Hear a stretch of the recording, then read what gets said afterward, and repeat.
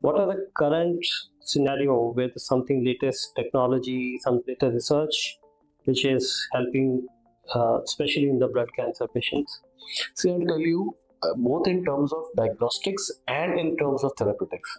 When we talk about diagnostics, we are better equipped to diagnose, as I was mentioning some time back, to pinpoint that what are the exact chances that this disease will respond or not respond to XYZ treatment.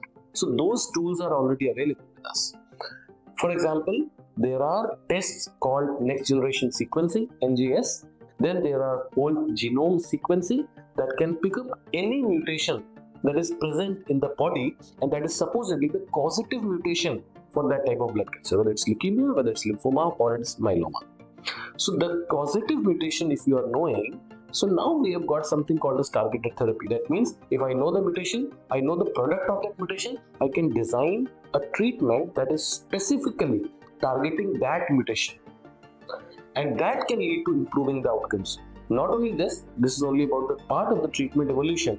Targeted therapy, other than that, what is there is the bone marrow transplant. Right. So bone marrow transplant are now better than ever, in the sense the supportive treatment that is now available for the outcomes that are related to bone marrow transplant are much polished today as compared to what they were 30 years back. So first bone marrow transplant in the world was done in 1959 in US, of course.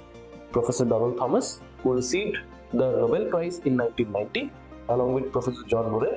But yes, so that was the time when 8 out of 10 people who were undergoing bone marrow transplant used to die.